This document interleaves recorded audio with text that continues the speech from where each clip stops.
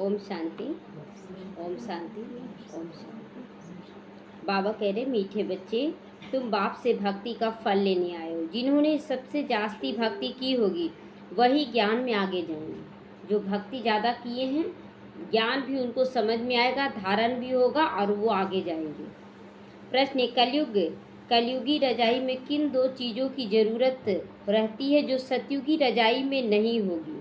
उत्तर है, कलयुगी रजाई में एक वजीर और दूसरा गुरु की ज़रूरत रहती है। पहला है वजीर और दूसरा गुरु। दोनों में क्या अंतर है? दोनों में अंतर क्या है? वजीर और गुरु, दोनों में अंतर क्या है? वजीर हाँ, जो देखिए बाबा कहता है ना, सतयुग में जो रजाई होगा ना, उसके पास राजनीतिक और धार्मिक सत्ता दोनों अपने कंट्रोल में होगा। और जब द्वापर के बाद जो बढ़ जाएगा तो वो वजीर अलग हो जाएगा, मतलब राजनीतिक सत्ता अलग होगा और धार्मिक सत्ता अलग होगा। तो राजनीतिक मामलों में राय मशवरा करने के लिए वजीर होता है और धार्मिक सत्ता को ठीक करने के लिए धर्म गुरु होता है। तो ये कलयुगी रजाई जो होगा उसमें वजीर और गुरु दोनों रखने की दरकार पड़ती है, लेकिन सतयुग त्रेता में दोनों रखने की दरकार नहीं है। सतयुग में यह दोनों ही नहीं होंगे, वहाँ किसी की राय लेने की दरकार नहीं, क्योंकि सतयुगी रजाई संगम पर बाप की श्रीमत पर स्थापना होती है। इस समय जो जो बच्चे जिस रीति से पुरुषार्थ करते हैं वैसा वैसा वहाँ पद मिलता है। तो ऐसी श्रीमत मिलती है जो 21 पीढ़ी तक चलती है और सब सदगति में रहते, कोई भी गलत नहीं होता वहाँ। जो जो बच्चा जाएगा ना बिल्कुल एक्यूरेट बन के जाएगा, इसीलिए गुरु करने की भी दरकार नहीं रहती है। ओम शांति। ओम शांति का अर्थ क्या है? अपने स्वधर्म में बैठो या अपने को आत्मा समझ कर बैठो। स्वधर्म शांत में भी बैठना है, दूसरा क्या, आत्मा समझ कर बैठना। मैं आत्मा हूँ, शरीर नहीं। शरीर भार में रहेंगे तो नींद आएगा, इधर झुकी लेंगे, इधर का सोचेंगे, उधर का। तो शांत में बैठेंगे जरूर, लेकिन आत्मा समझ कर बैठेंगे। इसको कहा जाता स्वधर्म में बैठना। भगवान वाच, स्वधर्म में बैठो। भगवान कह रहे हैं बार बार आज कि स्वधर्म में बैठो, शांत में बैठो। अभी तुम्हें बेहद का बाप बेहद की पढ़ाई पढ़ाते हैं, क्योंकि बेहद का बाप बेहद का सुख देने वाला है। पढ़ाई से सुख मिलता है ना। लोग जैसे बच्चे पढ़ते हैं, जॉब करते हैं, तो किस लिए पढ़ाई करें? ताकि हमें हमारा जीवन सुखमय हो सके। तो अब बाप कहते हैं अपने को आत्मा समझ कर बैठो। आज कितना बार बाबा बोल दिया, अभी भी आत्मा समझ कर बैठना, जागृत अवस्था में बैठना, शांत अवस्था में बैठना है। बेहद का बाप आया है तुमको हीरे जैसा बनाने, तो इस ज्ञान को कैसे सुनना है? बहुत ही ध्यान से सुनना है। हीरे जैसा देवी देवता ही होती हैं, और वह कब बनते हैं? इतनी ऊंची पुरुषोत्तम कैसे बने? इस समय के ज्ञान के द्वारा। यह कोई और बता नहीं सकता सिवाय बाप के। प्रजापिता ब्रह्मा के बच्चे तुम ब्राह्मण ठहरे, प्रजापिता के बच्चे हैं और हम ब्राह्मण ठहरे, ब्रह्मा के आचरण पर चलने वाले हैं हम।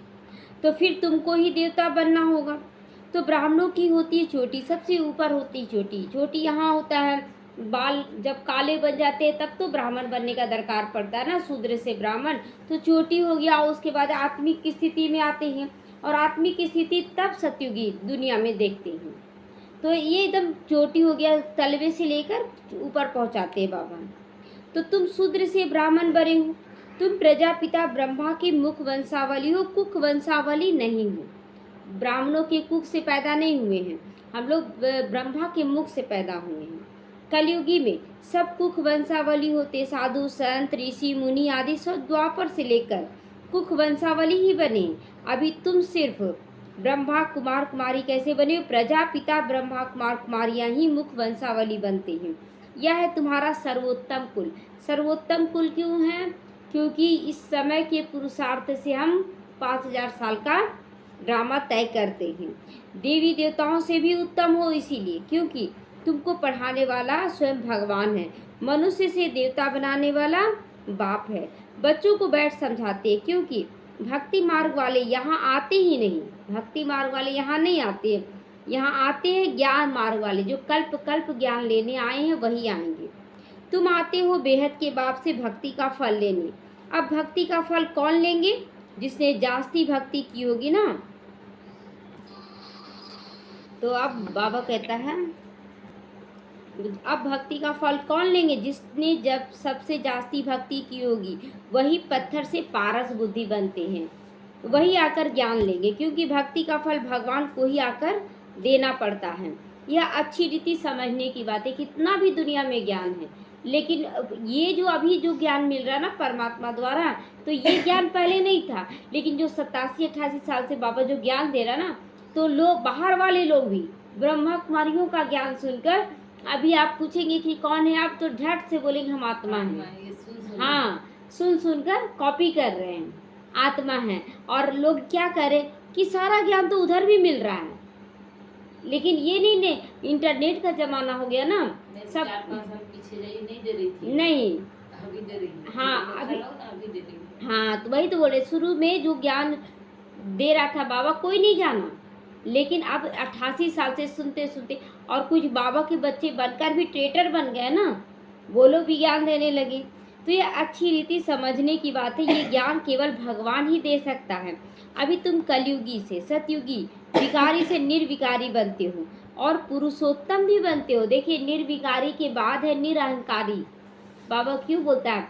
क्योंकि घड़ी घड़ी अहंकार आता है, घड़ी घड़ी अहंकार आता है, इसलिए बाबा कहता है निर्विकारी बनते हो अर्थात पुरुषोत्तम बनते हो। तो आत्माओं में भी उत्तम कौन बनेंगे? जो इस अहंकार को भी जीत लिया है। तो तुम आए हो ऐसा लक्ष्मी नारायण जैसा बनने के लिए। यह भगवान भगवती हैं, तो जरूर इन्हों को भगवान ही पढ़ाएंगे। भगवान भगवती ऐसे तो एक ही है, बाबा शिव बाबा एक ही भगवान है, लेकिन भगवान भगवती लक्ष्मी नारायण को भी कहा गया क्योंकि वो संपूर्ण बने, संपन्न बने, प्रकृति को जीते। तो भगवानुवास, परंतु भगवान किसको कहा जाता है? भगवान तो एक ही होता है, तो फिर भगवान भगवती, क्योंकि लोग दोनों प्रकृति को संपूर्ण रीति से जीत लिए थे। भगवान कोई सैकड़ों हजारों नहीं होते हैं, मिट्टी पत्थर में नहीं होते भगवान। बाप को न जानने के कारण भारत कितना कंगाल बन पड़ा। अगर एक घर में गार्जियन ना हो तो बच्चे लड़ाई झगड़ा करके क्या बन जाते हैं? ट्रेटर बन जाते एक दूसरे का। तो यहाँ पर भी लड़ते लड़ते बोलते ना, जिस घर में कलह कलेश होता है तो भरा हुआ घड़ा भी, पानी का भी घड़ा सूख जाता है। तो कंगाल हो पड़ा है। अब बच्चे जानते हैं भारत में इनकी यानी लक्ष्मी नारायण की राजधानी थी। इन्हों के बाल बच्चे आदि जो भी थे राजधानी के मालिक थे। तुम यहाँ आए हो राजधानी के मालिक बनने, स्व के भी मालिक बनने यहाँ आए हैं, तो राजधानी के भी मालिक बनने आए हैं। यह अभी नहीं है, भारत में इन्हों का राज्य था। बच्चों को समझाया जाता है जब इन देवी देवताओं की राजधानी थी, सूर्यवंशी और चंद्रवंशी थे तब, और कोई धर्म नहीं था। जब सूर्यवंशी चंद्रवंशी था तो और कोई धर्म नहीं था। वहाँ तो धर्म का भी पता नहीं था, वहाँ तो स्वधर्म में ही टिके रहते थे। वो भी नहीं पता था कि हम देवी देवता हैं, बस वो पाठ अदा करते हैं। हाँ, आत्मा है, शांत स्वरूप है, ये पता होगा वहाँ पर भी। इस समय फिर और सब धर्म है, यह धर्म है नहीं, देवी देवता धर्म नहीं है। यह देवी देवता धर्म का मतलब देने का संस्कार अभी नहीं है। तो यह जो फाउंडेशन है उसका थूर कहा जाता है, जिसको थूर कहा जाता है।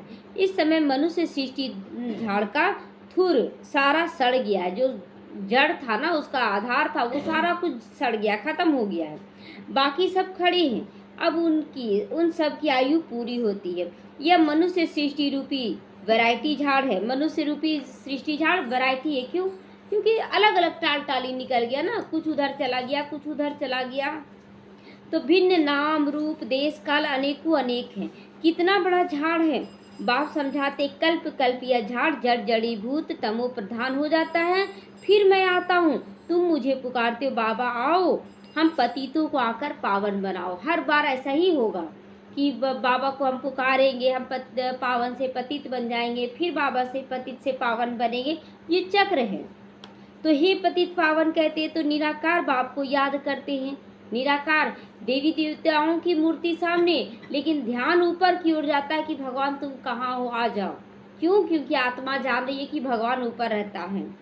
तो साकारी तो याद कभी नहीं आएगा। आंख बंद करके क्यों याद करते जब सामने देवी देवताओं की मूर्ति है?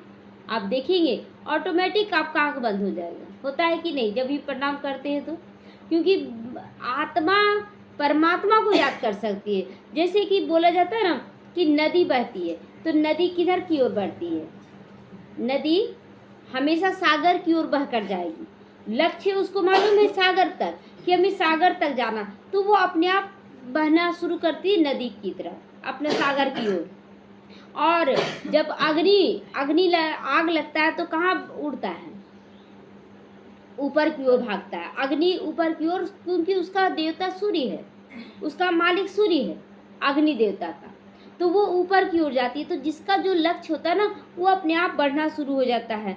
तो बाबा कहता है यहाँ पर भी हम आत्मा जब याद करते हैं तो वो परमात्मा की ओर जाता है, वो परमात्मा। इसलिए देवी देवताओं की मूर्ति सामने रहते हुए भी हम ऊपर याद करते हैं।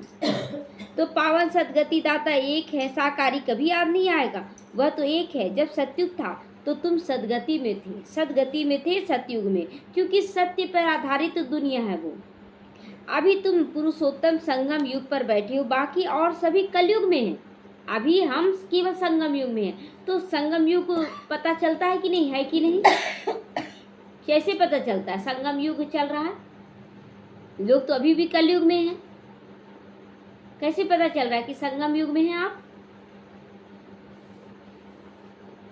क्योंकि ओम शांति जी, क्योंकि पढ़ाने वाले परमपिता परमात्मा है और पढ़ने वाले हम उनकी आत्माएं, बच्चे हैं। तो इससे पता चल रहा है कि भगवान वरदानों से पाल रहा है, ज्ञान से पाल रहा है, इतना सुंदर ज्ञान देकर उस लायक बना रहा है, देवी देवता के जैसा गुण भर रहे हैं। तो इससे ये पता चलता है कि हमारा हर अनुभव और हर संकल्प जो है वो सिद्ध होता जा रहा है।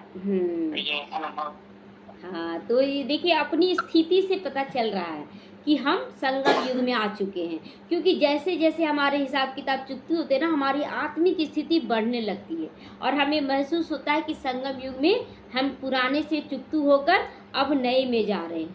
तो अपनी स्थिति बदलने लग जाती है कलयुग में कोई हमें भी चार बात कह रहा है, कोई कलयुगी आत्माओं को भी चार बात कह रहा है, लेकिन हमें उसका असर होना बंद हो गया हमारे ऊपर। तो तुम हो पुरुषोत्तम संगम युग पर उत्तम बन रहे हैं। 10 आत्माएं बोलती हम सहन नहीं कर सकते, और हमारे ऊपर सहन शक्ति भी नहीं है। सहन शक्ति किसको कहता है? जब आप बातों को अंदर में लेते हैं गहरा, कोई असर ही नहीं है बातों का, वो सामने वाला अपना रोल अदा कर रहा है। तो ये स्थिति पुरुषोत्तम बनने की स्थिति है। तो उत्तम से उत्तम पुरुष, और वह ऊंचे से ऊंचा गाया जाता है, तो वो तो एक भगवान है। ऊंचे से ऊंचा जो अपने समान ऊंचा बना दे, हमें देवी देवता बना दे रहा है, तो वो तो एक भगवान है। ऊंचा तेरा नाम, ऊंचा तेरा धाम, ऊंचा तेरा काम, तीनों ही ऊंचा हो गया उसका। ऊंचे से ऊंचा रहते हैं ना परमधामी। ये बड़ा सहज समझने की बातें हैं कि भगवान ऊंचे से ऊंचा रहता है, सबसे ऊंचे में रहते। आत्माओं की भी जो दुनिया होती है ना, उसमें सबसे ऊंचा तो भगवान ही रहते हैं, शिव बाबा रहते हैं। सत्ययुग, त्रेता, द्वापर, कलयुग, फिर है संगम युग। इसका किसी को भी पता ही नहीं। लोग कितना भी अब कह देना कि हम कलयुग में हैं, हम कलयुग में, लेकिन हम अपनी स्थिति से उसे पता चला देंगे कि देखो हम संगम युग में। संगम युग यानी जहाँ आत्मा का परमात्मा से मिलन होता है, जहाँ आप परमात्मा का रंग आत्माओं पे रंग लगने लग जाता है, वो स्थिर होने लग जाती है, अपनी आत्मा स्वधर्म में स्थित होने लग जाती है। तो लेकिन बाहर वालों की इसका किसी को भी पता नहीं। ड्रामा में ये भक्ति मार्ग भी बना हुआ है, भक्ति मार्ग भी बना हुआ ड्रामा में। ऐसे नहीं कह सकते बाबा फिर यह भक्ति मार्ग क्यों बनाया। बाबा नहीं बनाता है भक्ति मार्ग, मन खुद ब खुद। जैसे बोलते ना कि बाबा हम छोटे बच्चे ही रह जाते, बूढ़े क्यों हो गए। तो ये ड्रामा बना हुआ ना, जो बच्चा जन्म लिया वो बुढ़ापा तक तो पहुँचेगा ना, उसी तरह युग बूढ़ा होने लगता है, हम मैच्योर होने लगते हैं। ऐसे तो लोग बोलते हैं हम लोग मैच्योर होने लगते हैं, वास्तव में मैच्योर आत्मिक स्थिति घटने लगता है और देह भान में आने लग जाती है। तो यह अनादि ड्रामा बना हुआ। मैं बैठ तुमको इस ड्रामा का राज समझाता हूँ। मैंने बनाया हो तो फिर कहेंगे कब बनाया। बाप कहते हैं ये ड्रामा मैंने नहीं बनाया, क्योंकि ये अनादि है। जैसे कि बाबा कहता है जैसे गाड़ी का चक्का है, तो कहाँ से स्टार्ट हुआ कुछ पता है, चल रहा है चक्का तो गोल घूम रहा है, गोल घूम रहा है। उसी तरह ये सृष्टि का चक्र गोल घूम रहा है, कहाँ से स्टार्ट हुआ कहाँ खत्म हुआ कोई पता नहीं। तो शुरू कब हुआ ये सवाल ही नहीं आ सकता, ये चक्र है। अगर कहेंगे फलाने समय में शुरू हुआ तो कहेंगे बंद कब हुआ, बंद भी तो कभी हुआ होगा। परंतु बाबा क्यों नहीं बताते दीदी, हम लोग को बाबा तो बताना चाहिए ना। नहीं, जो अनादि है वो कैसे बताएगा ना। अनादि है ना, बाप भी अनादि, आत्मा भी अनादि और ड्रामा भी भाई हम अनादि। कभी-कभी सोचते हैं कि बाबा तो सब कुछ बताते थे, इतना क्यों नहीं बताते कि आखिर कितना साल से ये चल कितना- रहा है। अगर बता देंगे ना कि एक टाइम पीरियड में तो तो समाप्त हो जाएगा। हाँ, समाप्त होता नहीं। समाप्त नहीं होने का है ना, इसलिए बता, ये नहीं है फिक्स कि कब शुरू हुआ। जो शुरू हुआ वो खत्म जरूर होगा। ये ड्रामा का राज है। जन्म है तो मरण है, दिन है तो रात है। तो अगर इस ड्रामा का शुरुआत बाबा बोलेगा ना कि इस समय शुरुआत हुआ तो खत्म भी हो जाएगा। इसीलिए इसको अनादि कहा जाता है। ये हमेशा चलता रहता है, ये अनादि है। तो ये चक्र चलता ही रहता है। फलाने समय में शुरू हुआ तो बंद कब होगा, परंतु नहीं, ये चक्र चलता ही रहता है। तो तुम चित्र भी बनाते हो ब्रह्मा विष्णु शंकर का, ये है देवताएं, त्रिमूर्ति दिखाते, इन तीनों के द्वारा कार्य कराता है बाबा। तो ये तीनों ही स्वरूप हमारे अंदर भी है, हमारे अंदर भी है। ब्रह्मा का स्वरूप नहीं है हमारे अंदर? दैवी गुण धारण कैसे करते हैं? ब्रह्मा का स्वरूप है। अपने अंदर बुराइयों का अंत कैसे करते हैं? शंकर का स्वरूप है। और दूसरों की फिर पालना करते हैं, विष्णु का स्वरूप है। तो उसमें ऊंची से ऊंचा शिव बाबा को दिखाते नहीं है। ब्रह्मा विष्णु शंकर को दिखाते हैं भक्ति मार्ग के, तो उसमें शिव बाबा को नहीं दिखाते। अभी तो देखिए शिव बाबा को जरूर दिखाते हैं, तो उनको अलग कर देते हैं। ब्रह्मा द्वारा स्थापना कोई तो करा रहा ना, ब्रह्मा के द्वारा स्थापना, ब्रह्मा ही स्थापना करते हैं, ये नहीं बोला गया। ब्रह्मा द्वारा भाग्य बांटा जा रहा था, तो बांटा जा रहा था तो कोई बांटने वाला अलग है। शरीर द्वारा काम कर रहे हैं, तो कर रहे हैं कौन? आत्मा कर रही है।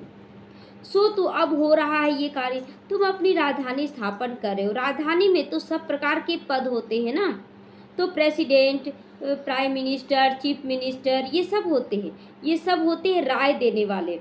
सत्युग में राय देने वाला कोई चाहिए नहीं। चाहिए क्या? इसीलिए बाबा दिया है ना परखने की शक्ति, निर्णय करने की शक्ति। यहाँ इसकी भी धारण करना, कब क्या बोलना है, कब कहीं कहीं चुप रहना, ये हमारा संस्कार है। लेकिन निर्णय करना भी हमारा संस्कार है, कब क्या। लेकिन जरूरी नहीं कि जो है सामने में तुरंत बोल दें, ये भी नहीं। तो अभी जो तुमको राय अथवा श्रीमत मिलती है वह अविनाशी बन जाती है। अभी जो हम लोगों को ज्ञान गुण शक्ति सब कुछ मिल रहा है, श्रीमत मिल रहा है, वो हमारे संस्कारों में बस रहा है और वो अनादि बन जाएगा। तो अभी देखो कितनी राय देने वाले बन गए। अभी देखिए ना, एक पेट दर्द होगा ना, 1000 डॉक्टर आपके सामने खड़ा हो जाएगा, क्योंकि सब अनुभवी है पेट दर्द का, तो दवा खा चुका है। तो अभी ढेर के ढेर हो जाते हैं राय देने के लिए। अभी वही चीज हो गया है, जब बाबा ज्ञान दिया ना आत्मा का, तो किसी को नहीं मालूम था, लेकिन अब सुनते सुनते सब को, जिसको पीछे आप कौन है, हम आत्मा है, क्लियर कर देता है। तो ढेर के ढेर है, पैसे खर्च कर मिनिस्टर आदि बनते हैं राय देने के लिए। खुद गवर्नमेंट भी कहती है यह क्रिएटिव है, बहुत खाते हैं। बाबा कहता है ना ये बहुत खाते हैं, यह तो है ही कलयुग। खाना भी अनपच कर देता है, अधिक खाना भी अनपच कर देता है, अधिक ज्ञान भी घमंड दिला देता है, अहंकार आ जाता है। इसलिए बाबा कहता है ना कि ज्ञान को संस्कारों में भरो, ज़्यादा ज्ञानी मत बनो। हाँ, जे एक ऐसे ही एक भाई है, एक आत्मा है, उनको ज्ञान का अहंकार हो गया कि जब मेरे अंदर इतना ज्ञान है, हम क्यों ना सबको सुनाएं, क्यों ना हम सबको भी बाप समान बना दें। तो मतलब ये भी एक अहंकार है कि हम बने हैं। देखिए जब जैसे जैसे आपको ज्ञान धारण होगा ना, आपके अंदर नम्रता का भाव आएगा, नम्रता का, झुकने का भाव आएगा, सबको लेकर चलने का संस्कार आएगा। ये है ज्ञानी आत्मा का लक्षण।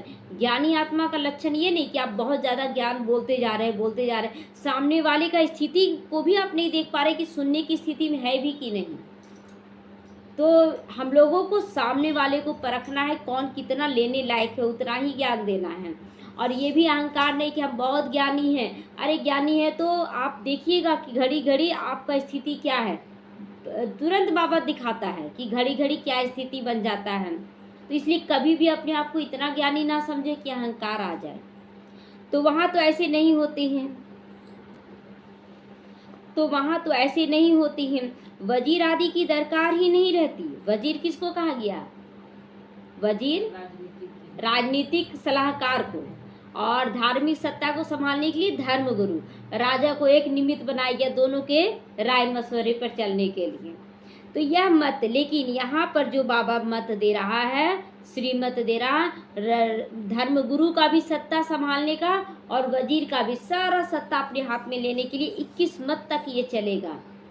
तो तुम्हारी सदगति हो जाती। वहाँ ना तो गुरु करने की दरकार रहती है, ना ही वजीर करने की दरकार रहती है। सतगुरु में ना वजीर होगा ना वजीर गुरु होगा। अभी तुमको श्रीमत मिलती है अविनाशी 21 पीढ़ी के लिए, 21 बुढ़ापे के लिए। बूढ़ा बनकर फिर शरीर छोड़ा जाए, बच्चा बनेंगे। जैसे सर्प एक खाल छोड़ दूसरा लेती है। बुढ़ापा का मतलब ये नहीं कि शरीर बूढ़ा हो जाता है, उम्र पूरा हो जाता है। वहाँ शरीर बूढ़ा नहीं होगा, वहाँ उम्र पूरा होगा, लेकिन चेहरा चलन एकदम मासूम बच्चे की तरह ही होगा। जैसे 16-17 साल, बाबा एक बार मुरली में बताया था, मात्र एकदम चढ़ती युवा अवस्था जो होता है ना, वो 150 साल में भी लगेंगे। इसीलिए देवी देवताओं को कभी बूढ़ा नहीं दिखाते हैं। तो बाप समझाते, मीठे मीठे बच्चों, तुम ब्राह्मण ब्राह्मणियाँ हो, ग्रंथ में भी पढ़ते सुनते तो आए हो सब है कि मूत पलीती कपड़ धोए। भगवान को बुलाते हैं ये कपड़ा धोने के लिए, शरीर रूपी आत्मा रूपी वस्त्र को धोने के लिए बाबा को बुलाते हैं। आकर मूत पलीती कपड़ा हम आत्माओं को धुलाई करो। हम सभी आत्माओं के बाबा, आकर हमारा कपड़ा साफ करो। शरीर तो नहीं धोना होता है, आत्माओं को धोना होता है। शरीर वस्त्र जरूर है ये शरीर, लेकिन आत्मा गंदी हो गई ना, तब तो उस कर्मेंद्रियों से गलत काम कर रहे हैं, तो आत्मा को धोया जाता है। क्योंकि आत्मा ही पतित बनी है, पतित आत्माओं को आकर पावन बनाते हैं। तो बाप बच्चों को समझाते, मीठे मीठे बच्चों, मुझे यहाँ आना ही पड़ता है। तो ये भी ड्रामा में नूंद है, कल्याणकारी अगर हम लोग नहीं बनेंगे तो भगवान आएंगे कैसे। और परम धाम में तो आत्मिक स्थिति में दोनों रह रहे, कोई फर्क ही नहीं पड़ रहा। वहाँ आनंद तो यहाँ महसूस था, महसूस जहाँ हो वहाँ न बोलेंगे। तो यहाँ परमात्मा के साथ निरंतर आत्मिक स्थिति में, ऐसा नहीं कि कभी हम बैठ गए तब अनुभव कर रहे हैं कि बाबा मेरे साथ है, बाबा मेरे। सत्युग में क्या होगा?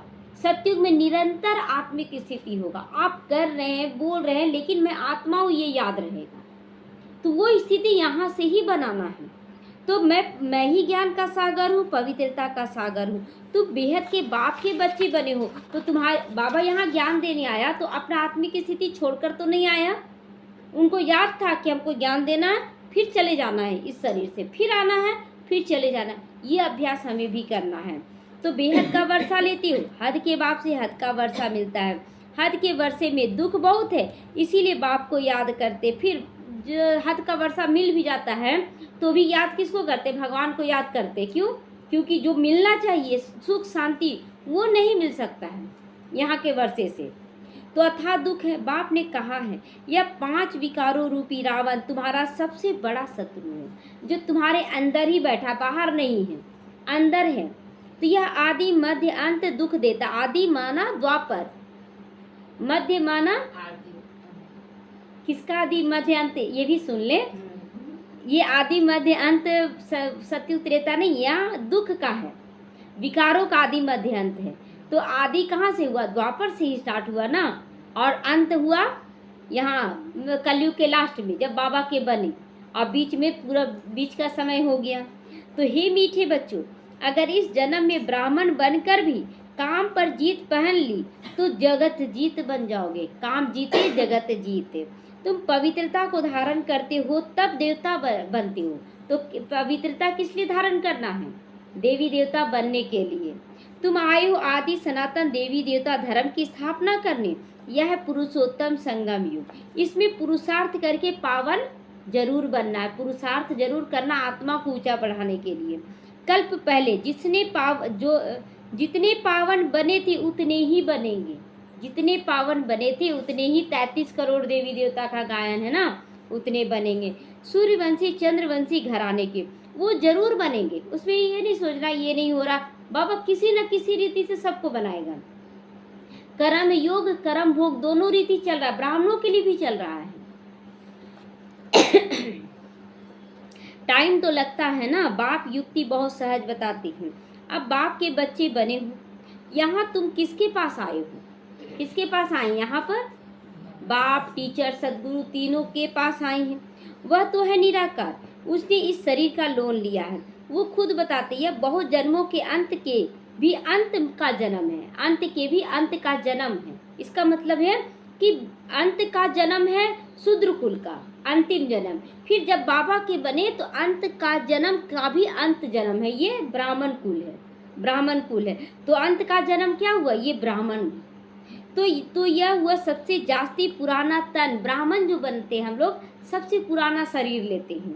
मतलब 84 का जो चक्र है उसका भी जो पूरा अंतिम जन्म उसके अंतिम समय में प्रवेश करता। 60 साल पूरा कर लिया था ना ब्रह्मा बाबा, उसके बाद ब्राह्मण बने, वो ब्रह्मा बने। तो पुराना का भी पुराना लिया। तो मैं आता ही हूँ पुरानी रावण की आसुरी दुनिया में, और फिर उनके शरीर में जो अपने जन्मों को भी नहीं जानते। जो कृष्ण की आत्मा जो है ब्रह्मा बनी, वो अपने जन्मों को नहीं जानती।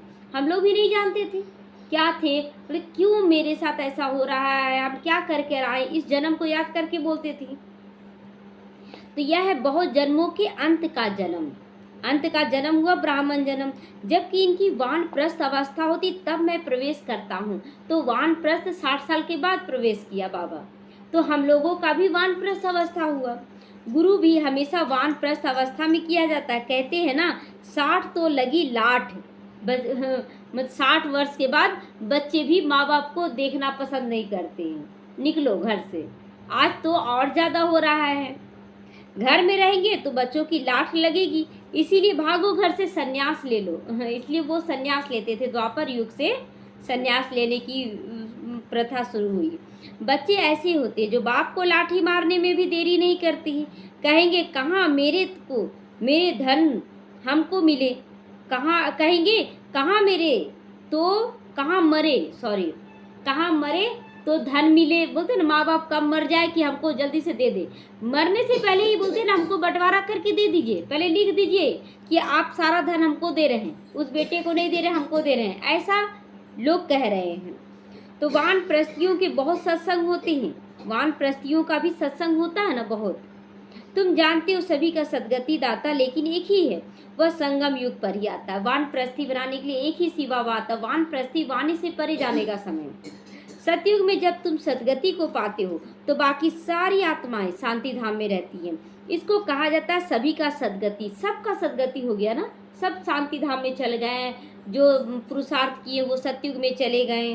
तो बाप के सिवा और कोई भी ऐसी सदगति दाता नहीं हो सकता। ऐसा हो सकता है जो सभी आत्माओं को सदगति दे?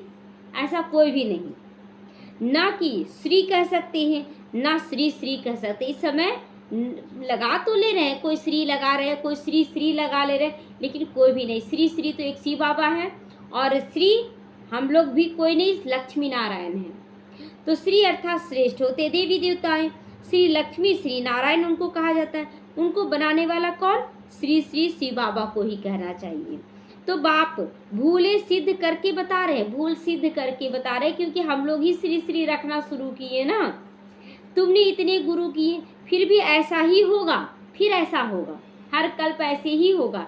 अच्छा, अपने अपने जीवन से सब संतुष्ट हैं? शूद्र कुल के जीवन से भी? जो शूद्र में दुख हुआ तो बहुत बच्चे बोलते बाबा ये दुख नहीं चाहिए। ये दुख होना ही चाहिए, ये दुख होना चाहिए कल्याणकारी। अगर आप सुख में रहते तो बाबा के ज्ञान में आते ही नहीं, इसलिए ये दुख कल्याणकारी। और आप अगर गहरा चिंतन करेंगे ना तो बाबा का बनने के पहले से ही बाबा तैयारी करवा रहा था इस जन्म में। हर चीज की तैयारी होता है ना, कि तैयारी करा रहा था। तो बड़ा अच्छा लगता है कि नहीं बाबा जो हुआ सब अच्छा। तो दोस्त तो नहीं देंगे कि ऐसा जीवन क्यों हुआ। हर पल खान पान से भी लेकर हर चीज का तैयारी बाबा पहले से करवा रहा था, वैराग्य दिला रहा था। जॉब नहीं खाएंगे, जॉब नहीं करेंगे, नहीं होगा तो तुम फिर वही गुरु आदि करोगे, चक्र फिर वही रिपीट होगा। जब तुम स्वर्ग में रहते हो तो वहाँ होगा सुख धाम में, वहाँ होगे सुख धाम में पवित्रता सुख शांति, वहाँ सब होगी। परम धाम में तो केवल पवित्रता होगी और शांति होगी, सुख नहीं होगा। सुख बैकुंठ में होगा, वहाँ झगड़ा आदि होता नहीं। बाकी इतने सब शांति धाम में चले जाएंगे। भर सत्यु को लाखों वर्ष कह देते। बाप कहते लाखों वर्ष की यहाँ बात ही नहीं, यह तो 5000 वर्ष की बात है। कहते भी मनुष्य के 84 जन्म। तो दिन प्रतिदिन सीढ़ी नीचे उतरते उतरते तमो प्रधान बनते चली जाती है। बाप समझाते यह भी ड्रामा बना हुआ है, बच्चा जो जन्म लेगा वो बूढ़ा तक पहुँचेगा ही। एक्टर्स होकर ड्रामा के क्रिएटर, डायरेक्टर, मुख्य एक्टर को न जाने तो क्या कहेंगे। हम सब इस बेहद के ड्रामा के मुख्य एक्टर हैं, लेकिन हम लोग कुछ भी नहीं जानते थे। बाप कहते इस बेहद के ड्रामा को कोई भी मनुष्य मात्र जान ही नहीं सकता, क्योंकि देवभान मनुष्य मतलब मन की स्थिति से चलने वाला, तो आत्मा की स्थिति को कैसे जानेगा। नाम भी कैसे कैसे पड़ा, मनुष्य। तो मनुष्य मन की स्थिति से चलने वाले को मनुष्य कहा जाता है। तो यह बाप आकर समझाते, कहते शरीर लेकर पार्ट बजाती हूँ। यह नाटक हुआ ना, शरीर आज ये पार्ट बजाए, कल दूसरा पार्ट बजाएंगे। नाटक के मुख्य एक्टर कौन है कोई नहीं बता सकेगा। अभी तुम बच्चे जानते हो यह बेहद का ड्रामा जैसे जू मिसल चलता। जब हम सत्युग से नीचे आते हैं तो एकदम धीरे धीरे, लेकिन जब यहाँ से चलते हैं संगम युग में, कलयुग से सत्युग, तो कितना ऊपर उड़ते हैं। तो टिक टिक होती रहती है। मुख्य ऊंची से ऊंचा बाबा जो आकर समझाते सबका सदगति भी करते हैं। सत्युग में दूसरे कोई होते नहीं, दूसरे और कोई नहीं, मतलब सत्युग में दूसरे कोई नहीं होते। चंद्रवंशी भी वहाँ नहीं होंगे। सत्युग में केवल सत्युगी देवी देवता होंगे, चंद्रवंशी भी नहीं होंगे। बहुत थोड़े होते हैं, वह थोड़े जो होंगे उन्होंने सबसे जास्ती भक्ति की होगी। सत्युगी आत्मा सबसे ज़्यादा भक्ति करेंगे। तुम्हारे पास प्रदर्शनी व म्यूजियम में आएंगे वह जिन्होंने बहुत भक्ति की है। एक शिव की भक्ति करना, इसको कहा जाता है अव्यभिचारी भक्ति। एक शिव बाबा की भक्ति करना, फिर बहुतों की भक्ति करते व्यभिचारी बन पड़ती हैं। अभी तो बिल्कुल ही तमो प्रधान भक्ति है। केवल गए, चिल्ला चिल्ला कर भजन कीर्तन कर दिए, बहुत गा दिए, और उसके बाद फिर घर में कलह कलेश हो रहा है, तो ये तमो प्रधान भक्ति है। पहले सत्व प्रधान भक्ति थी। एक की याद में हम लोग त्याग तपस्या सब कुछ करने के लिए रेडी होते थे। आज देखिए खा पी के बोलते कोई दिक्कत नहीं है, भगवान सब में राजी है। तो फिर सीढ़ी उतरते उतरते तमो प्रधान बन गए। ऐसी हालत जब होती है तब बाप आते हैं सबको सत्व प्रधान बनाने के लिए। ऐसी स्थिति जब भक्ति पूरी तरह से गिर जाती है तब बाबा आते हैं सत्व प्रधान बनाने। इस बेहद के ड्रामा को तुम अभी जानते हो। अच्छा, मीठे मीठे सीखी लदे बच्चों प्रति माता पिता बाप दादा को याद प्यार और गुड मॉर्निंग। रूहानी बाप की रूहानी बच्चों को नमस्ते।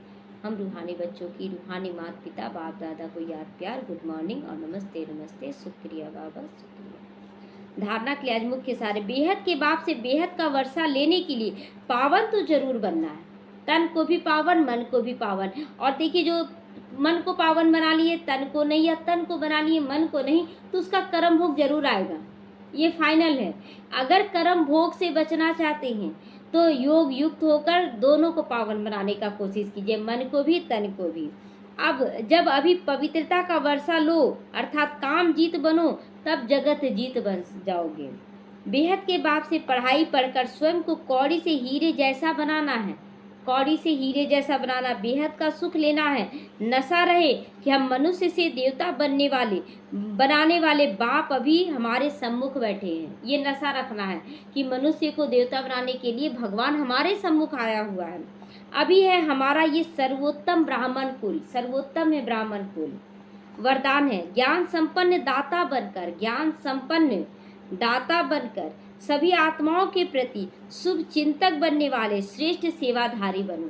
श्रेष्ठ सेवाधारी बनने का मतलब होता है कि देखिए हम लोग अंदर से सारे रोलों से निकल गए कि मैं पत्नी हूँ, मैं पति हूँ, सब कुछ रोल से।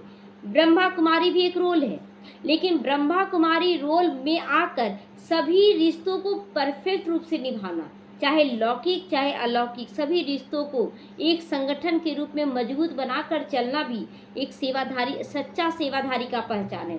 अब कोई सोचे कि हम लौकिक को नहीं देख पाएंगे, हम तो अलौकिक में चले जाएं छोड़ छाड़ के, या कोई अलौकिक छोड़ देते, बोलते नहीं हमको लौकिक में मन लगता। नहीं, दोनों कुल का लाज रखना हम लोगों को, दोनों कुल को अपनी आत्मिक स्थिति से में सत्व प्रधान बनाने का कार्य करना है।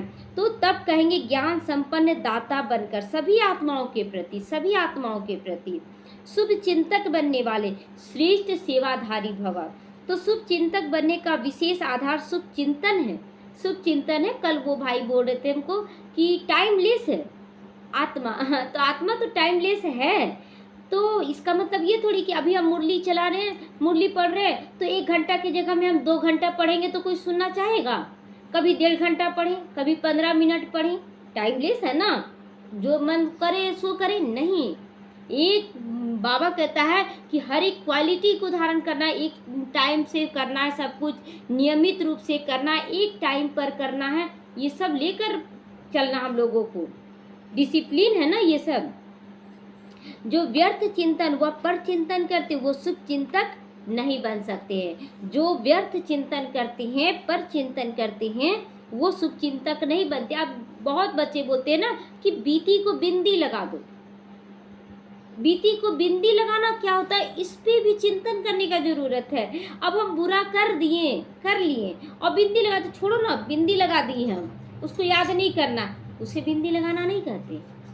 उसको बिंदी नहीं, बिंदी लगाने का मतलब होता है कि पुराना जो हम किए उसको अब ठीक करके आगे बढ़ना है। उसके प्रति कड़वाहट लेके आगे नहीं बढ़ना है, उसके प्रति शुभ चिंतन लेके बढ़ना, और मेरे से क्या गलती हुआ उसको सुधार कर आगे बढ़ना है।